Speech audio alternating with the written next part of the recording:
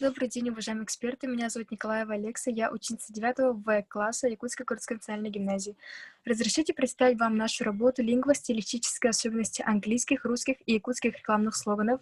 Наша тема актуальна, так как популярность товара часто во многом зависит от рекламного слогана, ведь эффектным слоганом гораздо легче привлечь потребителя, чем описанием товара. Также реклама демонстрирует современный живой язык и отражает состояние культуры общества, являясь так называемым зеркалом изменений в языке.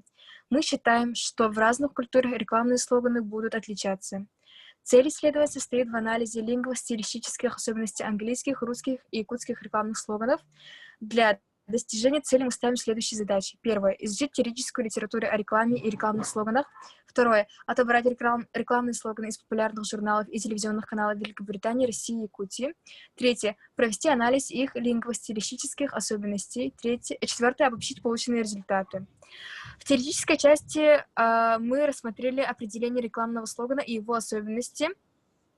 Нами были рассмотрены и систематизированы 30 английских, 30 русских и 6 якутских рекламных слоганов, рекламирующих продукты питания, еду, напитки как товары, не имеющие возрастных ограничений, а также крупные компании и автомобили для широкой публики. Материал взят из популярных журналов и телевизионных каналов National Geographic, Teen, канал Disney, НВК Саха и УЕ. Рекламный слоган представляет собой пример максимально эффективного использования языковых средств на всех уровнях, на всех языковых уровнях, на уровне фонетики, лексики и грамматики.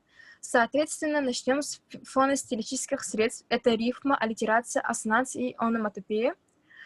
Среди английских слоганов наиболее частотным является аллитерация, например, maybe she's born with it, maybe it's Maybelline, где чередуются согласные звуки M и B, имеющиеся в названии косметической компании, тем самым лучше запоминается.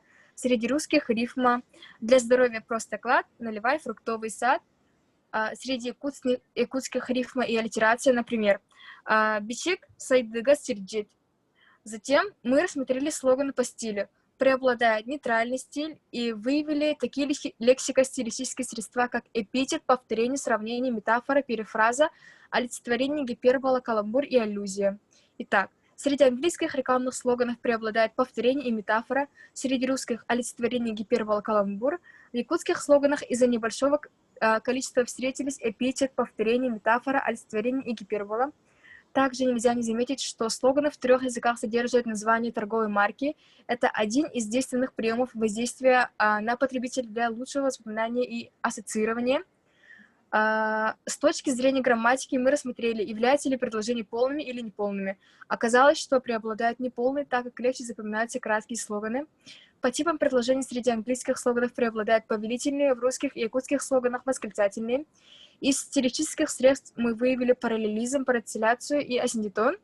Здесь тоже видим небольшие различия. В английских слоганах преобладает параллелизм, а в русских и якутских асиндитон.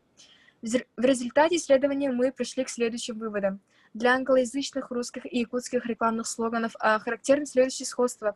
Использование нейтрального стиля, неполных предложений, различных синтаксических конструкций, название торговой марки в самом слогане, различных выразительных средств и стилистических приемов на всех уровнях языка.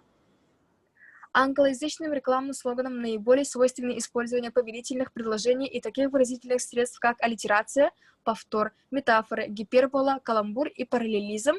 Русским слоганам свойственно использование восклицательных предложений и таких выразительных средств, как олицетворение, гипербола, каламбур, эпитет и асиндитон. Слоганы на якутском языке представлены очень редко. Это связано с недостаточностью развития рекламы в республике и ориентированностью на российский уровень.